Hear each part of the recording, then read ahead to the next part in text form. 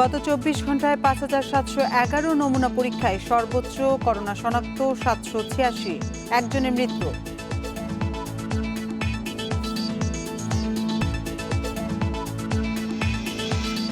ওসমানী মেডিকেলের ৭৮ ইন্টার্ন চিকিৎসকের নমুনা পরীক্ষায় ১৬ জনের করোনা শনাক্ত।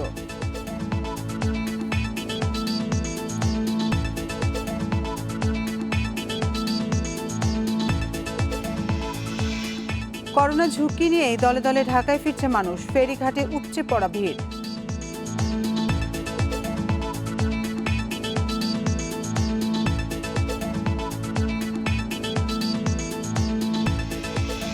করোনা চিকিৎসায় পাবনাতে প্রস্তুত হাসপাতাল, পিসিআর নোয়াখালীতে ল্যাব চালু।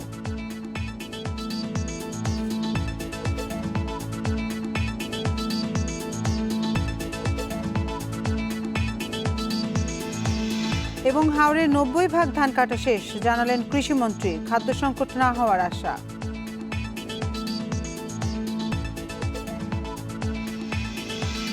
স্বাগত সমগ্র বাংলাদেশে, আপনাদের সাথে আছে মাতিফ আঞ্জুমান। শিরোনাম শুনছিলেন এতক্ষণ, এবার জানাবো পুরো খবর। ২৪ ঘন্টায় সারা দেশে ৭৮৬ জনের করোনা শনাক্ত হয়েছে। এ নিয়ে আক্রান্তের সংখ্যা দাঁড়িয়েছে ১০,৯২৯ জন। এদিকে করোনায় ২৪ ঘন্টায় আরও একজনের মৃত্যু হয়েছে। মোট মৃতের সংখ্যা ১৮৩ জন। দুপুরে স্বাস্থ্য অধিদপ্তরের নিয়মিত ব্রিফিংয়ে এসব তথ্য জানানো হয়। দেশে প্রতিদিনই বাড়ছে করোনা পরীক্ষার নমুনা সংগ্রহের সংখ্যা। এর ফলে বাড়ছে করোনা শনাক্তের সংখ্যাও। দেশে ২৪ ঘন্টায় নমুনা পরীক্ষা করা হয়েছে ৫,৭১১টি। এতে শনাক্ত হয়েছে ৭৮৬ জনের। এদিকে ২৪ ঘন্টায় দেশে আরও একজনের মৃত্যু হয়েছে। তার বয়স ২১ থেকে ৩০ বছরের মধ্যে। এ নিয়ে মৃতের সংখ্যা বেড়ে হলো ১৮৩ জন। ২৪ ঘন্টায় পরীক্ষা হয়েছে ৫,৭১১টি। এই ৫,০১১,৭০০-র মধ্যে আমাদের শনাক্ত হয়েছে ৭৮৬ জন এবং এ পর্যন্ত শনাক্ত ১০,৯২৯ জন। গত ২৪ ঘন্টায় মৃত্যুবরণ করেছেন একজন, তার বয়স ২১ থেকে ৩০-এর মধ্যে এবং সে পুরুষ। এ সময়ের মধ্যে সুস্থ হয়ে বাড়ি ফিরেছেন ১৯৩ জন। এ নিয়ে দেশে মোট সুস্থের সংখ্যা ১,৪০৩ জন। আমাদের ২৪ ঘন্টায় সুস্থ হয়েছে ১৯৩ জন এবং এ পর্যন্ত ১,৪০৩ জন সুস্থ হয়েছেন। অবশ্যই স্বাস্থ্যবিধি নিয়মিতভাবে মানতে হবে, যে আমরা সবসময় বলে থাকি, আপনারা যতদূর সম্ভব ঘরে থাকুন, জরুরি প্রয়োজন ছাড়া ঘরের বাইরে বের হবেন না। ব্রিফিংয়ে জানানো হয়, দেশে ২৪ ঘন্টায় নতুন আইসোলেশনে পাঠানো হয়েছে ১২৮ জনকে। বর্তমানে আইসোলেশনে আছেন ১,৬৯৪ জন। ব্রিফিংয়ে করোনা সংক্রমণ রোধে নিজ থেকে সবাইকে সতর্ক থাকার আহ্বান জানানো হয়। নূরে জান্নাত, independent news. Sylhet MAG Osmani medical college হাসপাতালে ১৬ ইন্টার্ন চিকিৎসকের করোনা ভাইরাস শনাক্ত হয়েছে। স্বাস্থ্য বিভাগ সিলেটের সহকারী পরিচালক আনিসুর রহমান বিষয়টি নিশ্চিত করেছেন। তিনি জানান, আক্রান্তরা হাসপাতালের ৫৩তম ব্যাচের ইন্টার্ন চিকিৎসক। তাদের মধ্যে ১৫ জন নারী ও একজন পুরুষ রয়েছেন।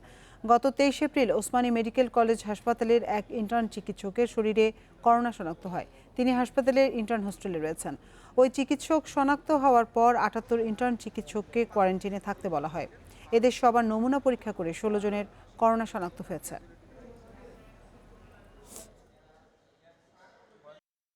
৬৬৭টা রিপোর্ট ঢাকায় গেছিল, যে ওই রিপোর্টে আমি বলছিলাম ৭৮, এখন গুনে দেখছি ৮৯টা। ওইখানে আমাদের ১৬ জন ইন্টার্নি আছে, এখানেই আমাদের আর কি এই রিপোর্ট অনুযায়ী। এখন কালকে পাইছি, রাত্রে পাইছি। এখন সিভিল সার্জন সবাই ওনাদের ডিস্ট্রিক্ট ওয়াইজ কালকে রিপোর্ট করবেন এটা। এ নিয়ে আরো জানাতে এবার সিলেট থেকে যোগ দিচ্ছেন সহকর্মী মঞ্জুর আহমদ। মঞ্জুর, ইন্টার্ন চিকিৎসকরা কিভাবে সংক্রমিত হয়েছেন সে বিষয়ে কিছু জানতে পেরেছেন কিনা, তাদের শারীরিক অবস্থা সম্পর্কে হাসপাতাল কর্তৃপক্ষ কি জানিয়েছে?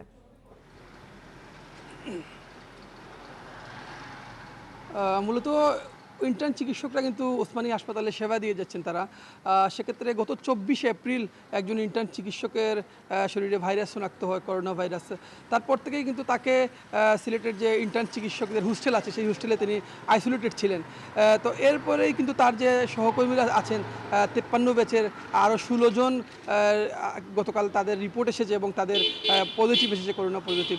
এর মধ্যে তাদের যে সহকর্মীরা ছিলেন তারা ৭৮ জন ছিলেন। সবার কিন্তু স্যাম্পল নেওয়া হয়েছে এবং টেস্ট করা হচ্ছে। টেস্টের পরে কিন্তু এই 16 জনের ভাইরাস শনাক্ত হয়েছে। এর আগে একজন চিকিৎসক সিলেটে আক্রান্ত হয়ে মারাও গিয়েছেন। সেক্ষেত্রে চিকিৎসক এবং নার্সরা কিন্তু এখন আক্রান্ত হচ্ছেন খুব বেশি। আপনাকে যদি বলি যে সিলেট বিভাগের হবিগঞ্জ জেলা কিন্তু ইতিমধ্যে সিলেট বিভাগের করোনার হটস্পট হিসেবে চিহ্নিত হয়েছে এবং এই জেলাতে সবচেয়ে বেশি করোনা আক্রান্ত রোগী পাওয়া যাচ্ছে। আপনি জানেন যে হবিগঞ্জের জেলা প্রশাসকেরও করোনা পজিটিভ হয়েছে। প্রশাসনিক কর্মকর্তা ছাড়াও কিন্তু স্বাস্থ্যকর্মী, নার্স, ডাক্তার সহ প্রায় 17 জন হবিগঞ্জে শনাক্ত হয়েছেন এবং সিলেটে আছেন 5 জন এবং এই 16 জন নিয়ে সিলেটে 19 জনের মতো এই আক্রান্ত হয়েছেন ডাক্তার এবং চিকিৎসক। এর বাইরেও কিন্তু সিলেটে এই মুহূর্তে যেটা আমাদের কাছে স্বাস্থ্য বিভাগ আমাকে জানিয়েছে যে সিলেটে প্রায় 256 জন করোনা রোগী আছেন। এর মধ্যে 172 জনকে সিলেটের বিভিন্ন হাসপাতালে আইসোলেটেড করে রাখা হয়েছে। বিশেষ করে করোনা ডেডিকেটেড যে হাসপাতাল সিলেট শহীদ শামসুদ্দিন আহমদ হাসপাতাল, সেই হাসপাতালে চিকিৎসা নিচ্ছেন। এর বাইরেও উপজেলা স্বাস্থ্য কমপ্লেক্সগুলোতে তারা চিকিৎসা নিচ্ছেন। তবে স্বাস্থ্য বিভাগ বলছে যে বারবার সবাইকে স্বাস্থ্যবিধি মেনে চলতে এবং প্রয়োজনে যাতে কেউ ঘরের বাইরে না বের হয় সেটা বারবার বলা হচ্ছে, কিন্তু মানুষ কিন্তু এই নিয়মটা মেনে চলছে না। সে কারণেও কিন্তু সংক্রমণের হার দিন দিন বাড়ছে। থেকে সেখানকার করোনা ভাইরাসের সবশেষ পরিস্থিতি জানাচ্ছিলেন আমাদের সহকর্মী। এদিকে ঝিনাইদহ ও যশোরে আজও 5 চিকিৎসকের শরীরে করোনা শনাক্ত হয়েছে। এর মধ্যে যশোরে আক্রান্ত হয়েছেন 2 চিকিৎসক। এই নিয়ে জেলায় নতুন শনাক্ত 11 জন। যশোর বিজ্ঞান ও প্রযুক্তি বিশ্ববিদ্যালয়ের ল্যাবটি 6 দিন বন্ধের পর আজ থেকে আবারও নমুনা পরীক্ষা শুরু হয়েছে। মোট 57 নমুনা পরীক্ষায় করোনা শনাক্ত হয় 11 জনের। ঝিনাইদহে নতুন করে আক্রান্ত হয়েছেন 3 চিকিৎসক সহ 7 জন। এছাড়া নোয়াখালীতে এক উপজেলার স্বাস্থ্য কর্মকর্তা সহ আক্রান্ত হয়েছেন 2 জন। লক্ষ্মীপুরে বাবা ছেলে সহ নতুন আক্রান্ত 4 জন। সুনামগঞ্জে তাহিরপুরে এক পরিবারের 6 জনের করোনা শনাক্ত হয়েছে। টাঙ্গাইলে স্বামী স্ত্রী সহ শনাক্ত হয়েছেন 5 জন। এছাড়া টাঙ্গাইলে 5 জন, চাঁদপুরে 9 জন, নেত্রকোনায় 1 জন, ফরিদপুরে 3 জন ও ঝালকাঠিতে ভারত ফেরত এক ব্যবসায়ীর করোনা শনাক্ত হয়েছে।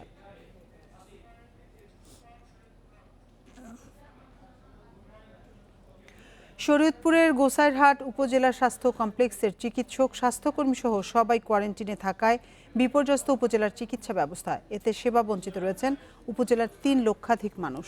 তবে হাসপাতালে ভর্তি রোগীদের বিশেষ ব্যবস্থায় চিকিৎসা দেওয়া হচ্ছে। কর্তৃপক্ষ জানিয়েছেন, ঝুঁকি থাকায় হাসপাতালে ভর্তি রোগীদেরও করোনা পরীক্ষার আওতায় আনা হবে।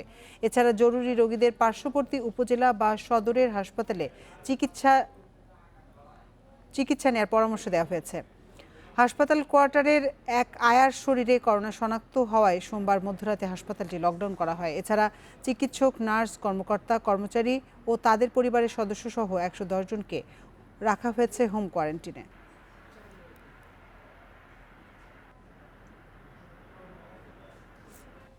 তো রোগী দেখতেছে না, করোনা নাকি ধরা পড়ছে। ইনডোর রোগীর ব্যাপারে আমরা যেটা বর্তমানে আমাদের পরিকল্পনা, সবচেয়ে যারা কম এক্সপোজড হয়েছেন, ঝুঁকির মধ্যে আছেন, আমাদের যে হেলথ কেয়ার ওয়ার্কার্সরা, তাদেরকে আমরা সর্বোচ্চ প্রোটেক্টিভ ইকুইপমেন্ট দিয়েছি যাতে তারা সার্ভিসটা কন্টিনিউ করতে পারেন এবং তাদেরও আমরা করোনা পরীক্ষার আন্ডারে নিয়ে এসেছি।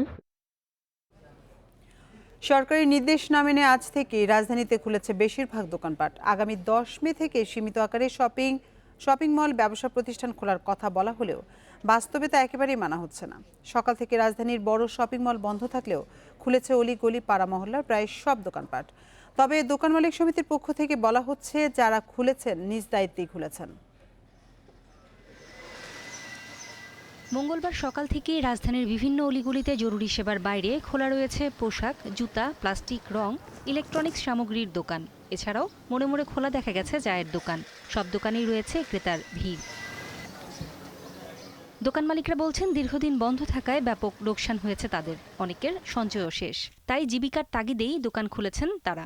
আমাদের পেটে দেয় দোকানটা খোলা হইতেছে, দোকান না খুললে আমরা চলবো কিভাবে? আমাদের বাসা ভাড়া দিতে হয়, এমনি অনেক খরচপাতি আছে ফ্যামিলির, তো এই পেটের দেয় দোকান খুলতে হবে। 1 মাস ধরে 2 মাস ধরে বন্ধ আছে, 2-3 দিন ধরে কথা আছে, কয়েকটা চালাইতে হবে, তার মালিকরা আর ভাড়া ছাড়ে না। এদিকে এভাবে দোকান খুলে যাওয়াতে করোনা সংক্রমণের ঝুঁকি বাড়বে বহুগুণ, এমনটা মনে করছেন অনেকে। আমার ব্যক্তিগতভাবে মনে হয় যে আসলে খুলে দেওয়াটা ভুল সিদ্ধান্ত এই মুহূর্তে আর কি। আরও কিছুদিন পরে, অন্তত 15 দিন পরে হলেও খুলে দেওয়া উচিত ছিল। সার্বিক দিক বিবেচনা করে আমার মনে হয় একটা সিদ্ধান্ত নেওয়া উচিত ছিল। দোকান খোলার বিষয়ে দোকান মালিক সমিতির পক্ষ থেকে কোনো নির্দেশনা দেওয়া হয়নি বলে জানিয়েছেন সভাপতি তৌফিক ইহসান। ক্ষুদ্র ব্যবসায়ীরা নিজ দায়িত্বে দোকান খুলছে বলেও জানান তিনি। ক্ষুদ্র এবং মাঝারি ব্যবসায়ী যারা রয়েছেন, ওনারা প্রস্তুত রয়েছেন কিছু হলেও ব্যবসা করে ঘরে যাবেন। স্বাস্থ্য নীতিমালার বাইরে থেকে কোনো কাজ করা যাবে না। অনুগ্রহপূর্বক স্ব মার্কেট স্বাস্থ্য নীতিমালা অনুসরণ করতে হবে। এদিকে সকাল থেকে রাজধানীর বেশিরভাগ এলাকায় আইনশৃঙ্খলা বাহিনীর তৎপরতা খুব একটা চোখে পড়েনি, যদিও তারা বলছেন অপ্রয়োজনীয় দোকান খোলা হলে নেওয়া হচ্ছে আইনি ব্যবস্থা। নিত্য প্রয়োজনীয় দ্রব্যাদির যে সকল দোকান অথবা ফার্মেসি, ওষুধ, এরা ছাড়া অন্যদের খোলার কথা না 10 তারিখের আগে। তো যারা খুলেছে তাদের বিরুদ্ধে অবশ্যই আমরা অ্যাকশনে যাব, তাদের আমরা মোবাইল কোর্টের আওতায় শাস্তি দেব। দোকানপাট খুলে যাওয়ায় করোনা ভাইরাসের কারণে লকডাউন, সামাজিক দূরত্ব মেনে চলা সহ প্রায় সব ধরনের সরকারি নির্দেশ এখন রীতিমতো উপেক্ষিত হচ্ছে। যদিও চলমান সংকটে জীবন ও জীবিকার মধ্যে ভারসাম্য রাখতেই এই সিদ্ধান্ত বলে জানিয়েছে জনপ্রশাসন মন্ত্রণালয়। নূরে জান্নাত, ইন্ডিপেন্ডেন্ট নিউজ। কেবল বাস নেই, বাকি সব যানই নেমেছে রাজধানীর সড়কে, সংখ্যায়ও অনেক। রাজধানীর প্রবেশমুখ কিংবা ভেতরে কোথাও আজ কমতি নেই মানুষ কিংবা যানবাহনের। সাধারণ ছুটিতেও কোথাও কোথাও দেখা গেছে জটলা, যেন স্বাভাবিক সময়ের ব্যস্ততা। ব্যক্তিগত গাড়ি ও মোটরসাইকেল নিয়ন্ত্রণে হিমশিম অবস্থা পুলিশের।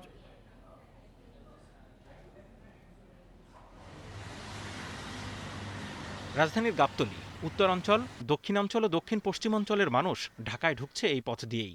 মহাসড়কে দূরপাল্লার বাস বন্ধ থাকলেও থামছে না মানুষের রাজধানীমুখী ঢল। গাবতলী থেকে যাচ্ছেন নগরীর বিভিন্ন গন্তব্যে। পোশাক কারখানা ও বেসরকারি বিভিন্ন প্রতিষ্ঠান খোলায় বাড়ছে মানুষের চাপ। অনেকে বলছেন চাকরি বাঁচাতে না এসে উপায় নেই। আগে বাসে আসতাম, এখন এই অটোরিকশায়। আর যা হয়ে নৌকাতে আসছে, নৌকাতে এইটুকু আসছে হচ্ছে আমিনবাজার পর্যন্ত প্রাইভেট কার। এখন এই যে এখানে আসে থামলাম রিক্সাতে। সবাই আসছে আর কি দল বেঁধে আর কি তাদের কর্মের জীবিকার দায়ে। একই অবস্থা রাজধানীর প্রবেশের আরেক মুখ আব্দুল্লাপুরেও। সড়কে ঢাকামুখী গাড়ির স্রোত দেখে বোঝার উপায় নেই, দেশে করোনা সংক্রমণ ক্রমশ বাড়ছেই। দেখা যায় ঢুকে তারা ওখান থেকে ভেঙে ভেঙে আসে, ওখান থেকে আবদুল্লাপুর থেকে গেছে আজ সকালে, আবদুল্লাপুর থেকে তারা ভেঙে ভেঙে আসছে, ওখান থেকে হাইটা ওই নৌকাতে পার হয়ে আর রেলগেট দিয়ে পার হয়েছে, পার হয়ে পরে সিএনজিতে আসে। যাত্রী নিয়ে সব জায়গায় যাওয়া যায়, আপনার আব্দুল্লাপুরও যাই, গাবতলী পর্যন্ত যাই আমরা। রাজধানীর ভেতরেও ব্যক্তিগত বিভিন্ন প্রতিষ্ঠানের গাড়ি, মোটরসাইকেল ও অটোরিকশার সংখ্যা অন্য যে কোনো দিনের তুলনায় অনেক বেশি। রিকশা চলছে দেদারে, কোথাও কোথাও লেগুনায় যাত্রীও পরিবহন করা হচ্ছে। সকাল থেকে রাজধানীর বিভিন্ন এলাকা ঘুরে প্রায় প্রতিটি মোড়েই দেখা গেছে গাড়ি রিকশার জট। যান নিয়ন্ত্রণে দেখা যায়নি তেমন তৎপরতা, তবে পুলিশের দাবি নিয়ন্ত্রণে বেগ পেতে হচ্ছে তাদের। এই তো দেখতেই পাচ্ছেন অবস্থা, আমরা যতটুকু পারছি ওনাদেরকে বুঝায় অনেককে ব্যাক করে দিচ্ছি। ঘরে থাকার নিয়ম, ঘরে থাকবে না, একটা না একটা অজুহাত ধরে বাইরে বের হবে। সেজন্য আমাদের ওনাদেরকে আটকাতে সামাল দিতে আমাদের হিমশিম খেতে হচ্ছে। পোশাক কারখানার পর সরকার 10 মে থেকে সীমিত আকারে শপিং মল খুলে দেওয়ার সিদ্ধান্ত নেওয়ার পরই রাজধানীর এমন চিত্র। শপিং মল খুললে লোক ও যান চলাচল আরও বাড়বে বলেই ধারণা অনেকের। Zahidul Bashar, independent news, Dhaka. Corona সতর্কতার মধ্যেও দৌলতদিয়া পাটুরিয়া নৌরুটে ভিড় বেড়েছে কর্মজীবী মানুষের। গণপরিবহন বন্ধ থাকায় কর্মস্থলে ফিরতে ভোগান্তি হচ্ছে বলে অভিযোগ অনেকের। গত কয়েকদিনের মতো আজও রাজবাড়ীর দৌলতদিয়া ঘাট এলাকায় উপচে পড়া ভিড় দেখা গেছে যাত্রীদের। সামাজিক দূরত্ব বজায় না রেখেই ফেরিতে ওঠানামা করছেন তারা। যাত্রীরা জানিয়েছেন কারখানা খুলে দেয়ায় করোনার ঝুঁকি নিয়েই ঢাকায় ফিরতে হচ্ছে তাদের। মানিকগঞ্জে পাটুরিয়া ও আরিচা ঘাট হয়েও নিজ গন্তব্যে ফিরছেন কর্মজীবী মানুষ। কাঁচা পণ্যবাহী যান ও অ্যাম্বুলেন্স ছাড়াও অন্য সব যানবাহন পারাপার বন্ধ থাকার সরকারি নির্দেশনা থাকলেও কয়েকদিন ধরে শত শত ব্যক্তিগত গাড়ি পারাপার হতে দেখা গেছে। তবে বিষয়টি অস্বীকার করেছে বিআইডব্লিউটিসি কর্তৃপক্ষ।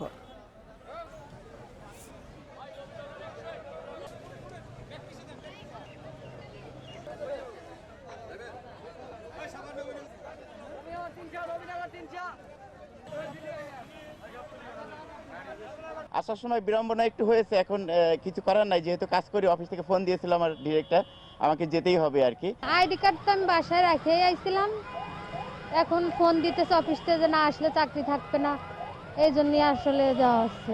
পণ্যবাহী ট্রাকগুলো আছে, কাঁচামাল বা অন্যান্য যারা নিত্য প্রয়োজনীয় জিনিস, হাইস মাইক্রো বা জিপ, এই গাড়িগুলো হলো মানে অসুস্থ রোগী আছে এবং সরকারি কোনো কর্মকর্তা আছে, এই ছাড়া আমরা কোনো গাড়ি পার করতেছি না। এ বিষয়ে আরো জানাতে রাজবাড়ী থেকে যোগ দিচ্ছেন আমাদের সহকর্মী শামীম রেজা। শামীম, আপনি তো সকাল থেকেই ফেরিঘাটে রয়েছেন, তো এই মুহূর্তে দৌলতদিয়া ফেরিঘাটে আপনি ভিড় কেমন দেখছেন, আর করোনা সংক্রমণ রোধে ঘাটে কোনো ব্যবস্থা নেওয়া হয়েছে কিনা?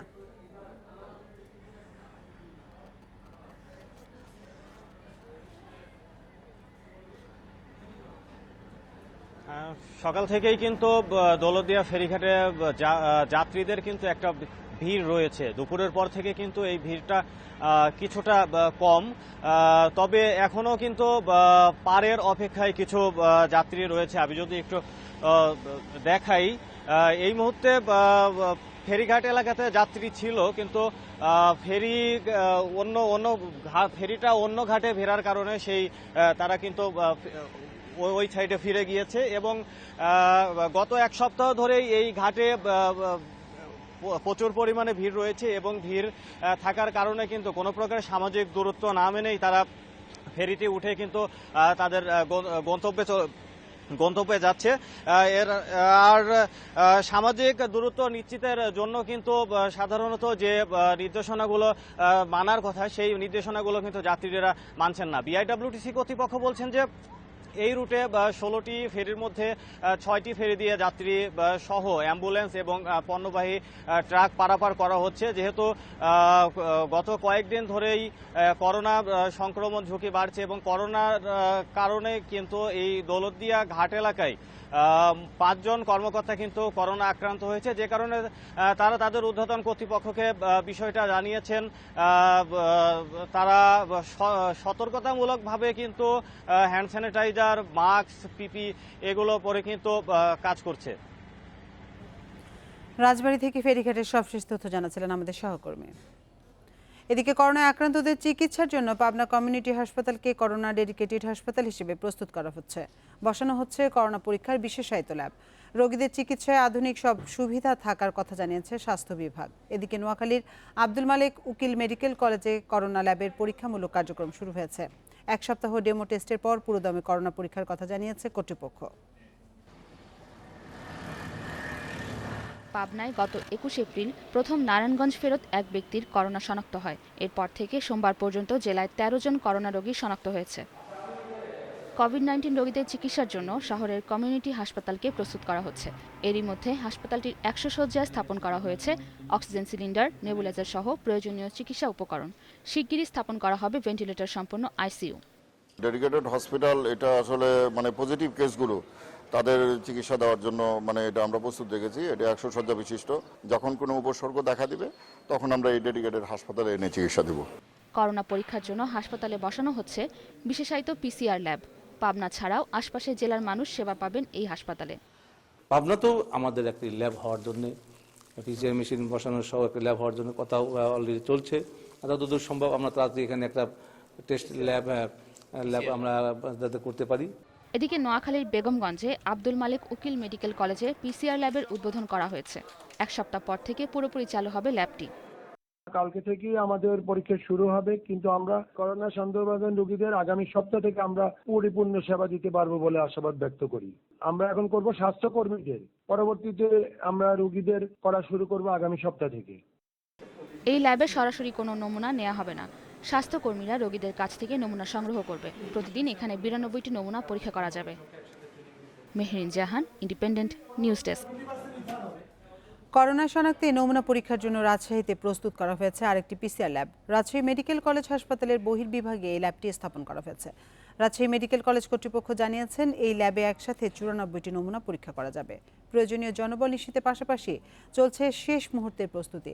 2-1 দিনের মধ্যেই চালু হবে ল্যাবটি। রাজশাহীতে গত 12 এপ্রিল প্রথম করোনা শনাক্ত হয়। এখন পর্যন্ত এক পুলিশ সদস্য সহ 17 জনের করোনা শনাক্ত হয়েছে। করোনায় আক্রান্ত হয়ে মারা গেছেন একজন। করোনা আক্রান্ত সংকটাপন্ন রোগীদের সেবায় ফেনী ডায়াবেটিস হাসপাতালে চালু হয়েছে আইসিইউ সেবা। ব্যক্তি উদ্যোগে এই ইউনিটটি চালু করা হয়েছে। দুপুরে ভিডিও কনফারেন্সের মাধ্যমে এই ইউনিটের উদ্বোধন করেন ফেনী ইউনিভার্সিটি ট্রাস্টি বোর্ডের চেয়ারম্যান আলাউদ্দিন আহমেদ চৌধুরী নাসিম। হাসপাতালের 6 তলায় প্রায় 3 কোটি টাকা ব্যয়ে এটি স্থাপন করা হয়েছে। আইসিইউ সেবা প্রদানে নিয়োগ দেওয়া হয়েছে 3 কনসালটেন্ট, 6 মেডিকেল অফিসার, 2 জন আরএমও এবং 6 জন নার্সকে। এ সময় উপস্থিত ছিলেন ফেনী 2 আসনের সাংসদ নিজামুদ্দিন হাজারী, জেলা প্রশাসক ওয়াহিদুজ্জামান ও civil surgeon Sajjad Hossain.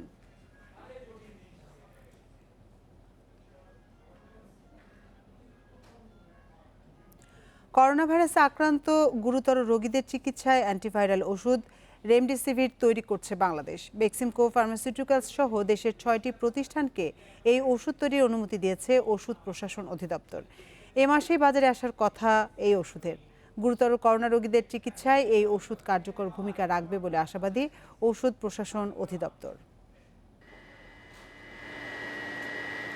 Corona ভাইরাসে আক্রান্ত গুরুতর রোগীদের চিকিৎসায় রেমডেসিভি ব্যবহার করে সফলতা পেয়েছে যুক্তরাষ্ট্র। এই ওষুধ তৈরি হয়েছে যুক্তরাষ্ট্রে। এর আগে এটি ব্যবহার হয়েছিল ইবোলার চিকিৎসায়। সম্প্রতি বাংলাদেশের 6টি প্রতিষ্ঠানকে রেমডেসিভি উৎপাদনের অনুমতি দিয়েছে ঔষধ প্রশাসন অধিদপ্তর। এগুলো হলো Beximco pharmaceuticals, square pharmaceuticals, Beacon pharmaceuticals, FKF pharmaceuticals, health care pharmaceuticals এবং পপুলার ফার্মাসিউটিক্যালস। আমেরিকান গভর্নমেন্ট এটা অনুমোদন দিয়েছে এবং তারা ক্রিটিক্যাল পেশেন্ট এটা ইউজ করছে। করার পরে তারা বলছে যে এই ওষুধটির কার্যকারিতা আছে। ওদের এই তথ্যের উপর ভিত্তি করে আমরা বলতে পারি যে ওষুধটি ওই ক্রিটিক্যাল পেশেন্টে ইউজ করলে একটা ভালো একটা ফলাফল পাওয়া যাবে। বা আমাদের ডক্টররাও তো এই ওষুধটি প্রয়োগ করে তারপরে তারা ফিডব্যাক দেবে, তারাও দেখবে, তখনই হবে যে করছে ওষুধটি যে কার্যকর, আমাদের দেশের পেশেন্টের জন্য কার্যকর। অনুমতি পাওয়া 6 প্রতিষ্ঠানের মধ্যে অধিকাংশই কাঁচামাল আমদানি করে কাজও শুরু করেছে। বেক্সিমকো ফার্মাসিউটিক্যালসের তৈরি রেমডেসিভি এ মাসেই বাজারে আসার কথা। অন্য কয়েকটি প্রতিষ্ঠানের কাজও শেষ পর্যায়ে। SK ফার্মাসিউটিক্যাল লিমিটেড রেমডেসিভির উৎপাদন করতেছে এবং আমরা আশা করি যে 18 তারিখের মধ্যে আমরা বাজারজাত করব এবং ওই উক্ত প্রোডাক্ট আমাদের দেশের জন্য খুবই উপকার হবে এবং করোনা ভাইরাসের জন্য আশা করি যে আমরা জনগণ ভালোভাবে নিবে এবং উপকৃত হবে। করোনায় আক্রান্ত রোগীদের চিকিৎসায় রেমডেসিভির মতো আরও ওষুধ বাংলাদেশে তৈরি হবে আশা জনস্বাস্থ্যবিদদের। Jahanara Parvin, Independent news, Dhaka. Corona মহামারীর মধ্যেও হাওড় অঞ্চলের 90% ধান কাটা শেষ হয়েছে বলে জানিয়েছেন কৃষিমন্ত্রী ডক্টর আব্দুর রাজ্জাক। আগামী 15 থেকে 20 দিনের মধ্যে এসব ধান ঘরে তোলা হলে দেশে কোনো খাদ্য সংকট হবে না বলে মন্তব্য করেন তিনি। সকালে সচিবালয়ে সারা দেশে বোরো ধান কাটার অগ্রগতি ও কৃষির সমসাময়িক বিষয় নিয়ে অনলাইন সংবাদ সম্মেলন করেন কৃষিমন্ত্রী। এ সময় তিনি জানান, হাওড়াঞ্চলে এবার 4,54,000 হেক্টর জমিতে বোরো আবাদ হয়েছে। এর মধ্যে 4,09,06 হেক্টর জমির ধান কাটা শেষ হয়েছে। সারা দেশে ধান কাটা শেষ হয়েছে 25%। জুনের মাঝামাঝি সমতল এলাকার ধান কাটা শেষ হবে। এছাড়া চলতি মৌসুমে ধানের ফলন লক্ষ্যমাত্রা ছাড়িয়ে যাবে বলেও জানান কৃষিমন্ত্রী।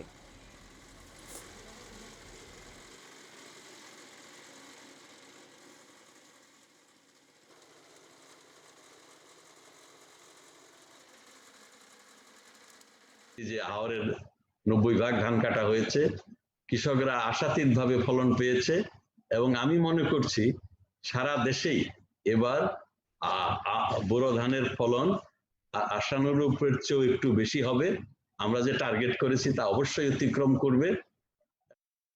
করোনা ভাইরাস সংক্রমণ প্রতিরোধে সামাজিক দূরত্ব নিশ্চিত ও নিত্য প্রয়োজনীয় দ্রব্যের দাম স্বাভাবিক রাখতে দেশের বিভিন্ন স্থানে চলছে ভ্রাম্যমাণ আদালতের বিশেষ অভিযান। আইন অমান্যকারীদের করা হচ্ছে জরিমানা। চট্টগ্রামে সকালে নগরীর ঈশান মিস্ত্রিহাট এবং বড়পোল বাজার সহ বেশ কয়েকটি এলাকায় পুলিশ ও সেনাবাহিনীকে সঙ্গে নিয়ে অভিযান পরিচালনা করে জেলা প্রশাসনের ভ্রাম্যমাণ আদালত। এ সময় নির্দেশনা অমান্য করায় কয়েকটি দোকান খোলা রাখা এবং বাজারে অহেতুক ঘোরাফেরা করা কিছু লোককে 11,500 টাকা জরিমানা করে নির্বাহী ম্যাজিস্ট্রেট। রাজশাহীতে লকডাউন না মেনে দোকানপাট খোলা ও সামাজিক দূরত্ব না মানায় 54 জনকে 32,000 টাকা জরিমানা করা হয়। এছাড়া গত কয়েকদিনের চেয়ে আজ শহরের বিভিন্ন রাস্তায় মানুষের উপস্থিতি অনেক বেড়েছে।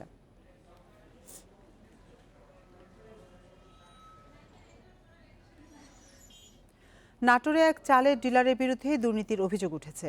নামে বেনামে কার্ড করে চাল আত্মসাৎ করেছেন জুলেখা বেগম। 4 বছরেরও বেশি সময় ধরে সরকারি চাল বিক্রিতে অনিয়ম করছেন তিনি। এরই মধ্যে অনুসন্ধানে নেমেছে তদন্ত কমিটি।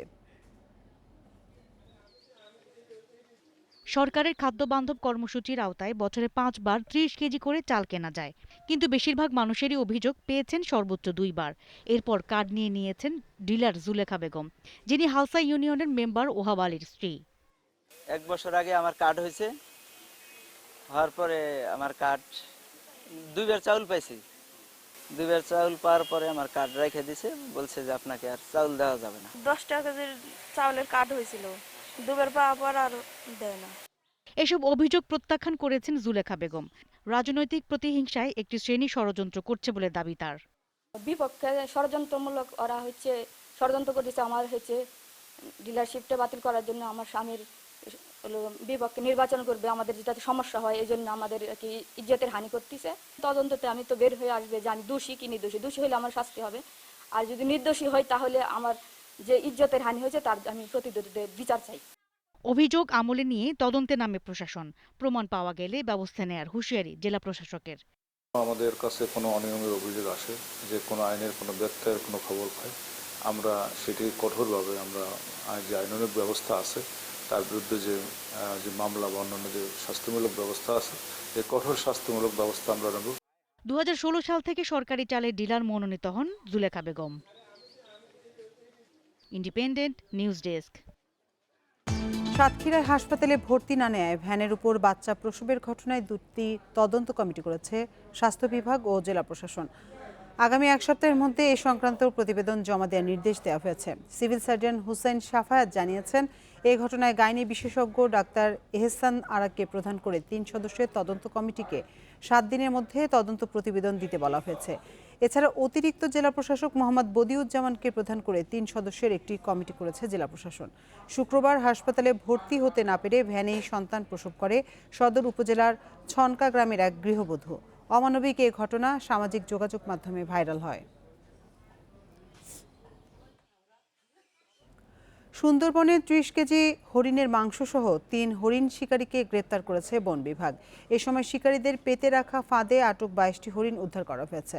সুন্দরবন পূর্ব বিভাগের বিভাগীয় বন কর্মকর্তা বেলায়েত হোসেন জানিয়েছেন, শরণখোলা রেঞ্জের টিয়ারচরে একদল শিকারী ফাঁদ পেতে হরিণ শিকার করছে এমন খবরে সোমবার রাতে বনকর্মীরা অভিযানে যায়। শিকারীরা বনকর্মীদের উপস্থিতি টের পেয়ে পালানোর চেষ্টা করলে ধাওয়া করে 3 জনকে ধরে ফেলা হয়। পালিয়ে যায় অন্যরা। এ সময় শিকারীদের ব্যবহৃত 2টি ইঞ্জিন চালিত ট্রলার, একটি ডিঙ্গি নৌকা ও 700 ফুট ফাঁদ জব্দ করা হয়। উদ্ধার করা হয় শিকার করা 2টি হরিণের প্রায় 30 কেজি মাংস। নদীতে ফেলে দেওয়ার কারণে চামড়া ও মাথা পাওয়া যায়নি।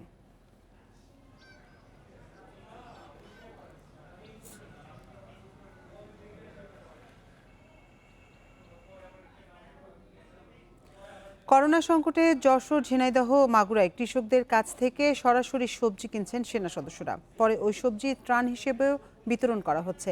এতে ন্যায্য মূল্য পেয়ে সন্তুষ্ট প্রান্তিক চাষিরা। করোনা সংকটে পরিবহন খরচ বাড়ায় বিপাকে যশোর ও আশপাশের জেলার সবজি চাষিরা। সময়মতো বিক্রি করতে না পারায় মাঠেই নষ্ট হচ্ছিল সবজি। এমন অবস্থায় মাঠে গিয়ে চাষিদের কাছ থেকে সবজি কিনছে সেনাবাহিনীর যশোর 55 পদাতিক ডিভিশনের সদস্যরা। মাস জুড়ে চলবে এই কার্যক্রম।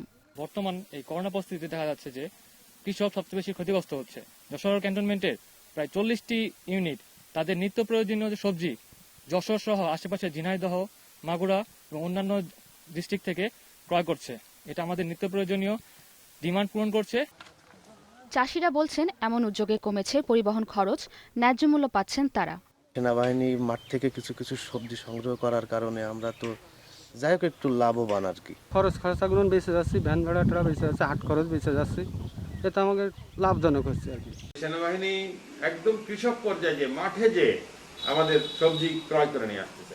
এই সবজি কিন্তু শুধু তারা তাদের সেনাবাহিনীর মধ্যে, তাদের লোকের মধ্যে, তাদের জওয়ানদের মধ্যে, তাদের অফিসারদের মধ্যে বিক্রি করছে তা না, সেটাও যেমন করছে, সাথে সাথে বিভিন্ন জায়গায় এই সবজি ত্রাণ হিসেবেও দিচ্ছে। কৃষি কর্মকর্তা বলছেন, করোনা পরিস্থিতিতে কৃষকদের যেন ক্ষতি না হয় সেজন্য তারাও কাজ করছেন। বর্তমানের এই করোনার পরিস্থিতিতে আমরা দেখছি যে বিভিন্ন জায়গা থেকে ব্যাপারীরা আসতে পারতেছে না, না আসার কারণে আস্তে আস্তে আমরা কৃষক পর্যায়ে আসলে দামটা একটু কমে গেছে। আমরা চেষ্টা করতেছি যে এটা কিভাবে এদের ব্যবহার করা যায়, এই কৃষক যাতে না ক্ষতিগ্রস্ত হয়। কৃষি বিভাগ বলছে, চলতি বছর যশোরে 12 লাখ টন সবজি আবাদের লক্ষ্যমাত্রা আছে। Independent news desk. বর্ষা আসার আগেই পুকুর জুড়ে ফুটেছে পদ্ম। প্রকৃতির এই অপরূপ সৌন্দর্য দেখতে হলে যেতে হবে ফরিদপুর সিভিল সার্জনের বাসভবন এলাকায়। শহরের প্রাণকেন্দ্রে চোখ জুড়ানো ওই দৃশ্য দেখতে প্রতিদিনই ভিড় করছেন নানা বয়সী মানুষ। করোনা আতঙ্কের মধ্যেও অনেকের কাছে প্রশান্তির এক জায়গা এই পদ্মপুকুর।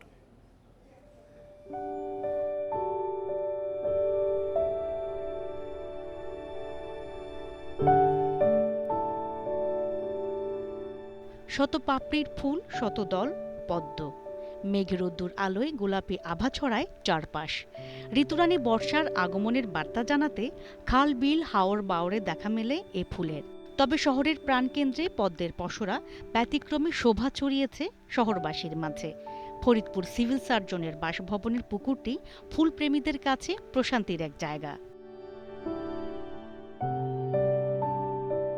করোনা ভাইরাস আতঙ্কে যখন শহরবাসী গৃহবন্দী, এর মাঝেই পুকুরে ফোটা পদ্ম ফুলের সৌন্দর্য এক নজর দেখার জন্য সেখানে ভিড় করছেন অনেকেই। বইয়ের পাতার স্থির ছবির সাথে পুকুরের টলটলে জলে ভেসে থাকা পদ্মের মিল খুঁজতে ব্যস্ত পুষ্পপ্রেমীরা। প্রকৃতি নিজেকে রিকনস্ট্রাক্ট করে নিচ্ছে এবং তার মধ্যেই পদ্ম ফুলটা, ফরিদপুরে পদ্ম পুকুরটা একটা বাড়তি সংযোজন। একটু রিল্যাক্স থাকার জন্য এদিক ওদিক একটু ঘোরার দরকার হয়, বিনোদনের দরকার হয়। তো এই পদ্ম পুকুরটাতে এসে মোটামুটি মনের একরকম প্রশান্তি মিলে আমাদের। সাবেক সিভিল সার্জন অরুণকান্তি বিশ্বাস তার বাসভবনের পাশে পরিত্যক্ত পুকুরে গড়ে তোলেন পদ্মের এই নিরাপদ আবাস। ৩ বছর ধরে নিবিড় পরিচর্যায় গড়া এই স্থানটি এখন অনেকের কাছে বিনোদনের মাধ্যম। জলজ পুষ্পের সমাহার দেখতে দূর দূরান্ত থেকে আসেন অনেকে। ফরিদপুরের মানুষ মানে শিল্প সাহিত্যিক মনা, সেটা আমার কাছে মনে হচ্ছে যে অনেকে এই ফুল দেখার জন্য ফরিদপুরের এই সিভিল সার্জনের বাড়িতে আসবে। শহরের প্রাণকেন্দ্রে এত পদ্ম ফুল, আসলে এটা তো এক অসাধারণ অনুভূতি। সৌন্দর্য মানুষকে সহজেই আকৃষ্ট করে। মানুষ যত কষ্ট দুঃখ বেদনার মধ্যে থাকুক না কেন, তারপরও তার মন সৌন্দর্যকেই খুঁজে নেয়। সেই সৌন্দর্যের মধ্যেই সে যেন তার আত্মার তৃপ্তি পায়। দর্শনার্থীদের জন্য স্থানটি উন্মুক্ত করতে এর চারপাশ সংস্কারের দাবি জানিয়েছেন বর্তমান সিভিল সার্জন। তো এই পুকুরটাকে একটু সংস্কার করা দরকার। এইটার পাশগুলো বাঁধানো হলে, লোকজন বসার মতো একটু জায়গা থাকলে, লোকজন এইরকম একটা আনন্দঘন পরিবেশে তারা এগুলো উপভোগ করতে পারে, বাচ্চা কাচ্চা নিয়ে আসতে পারে। আসলে এই জিনিসটা সবসময় দেখতে পাওয়া যায় না। Independent news desk. এই ছিল সমগ্র বাংলাদেশের আজকের আয়োজনে। ইন্ডিপেন্ডেন্ট টেলিভিশনের সব খবর আরও বিস্তারিত জানতে চোখ রাখুন ফেসবুক, ইউটিউব এবং টুইটারে। ধন্যবাদ সবাইকে।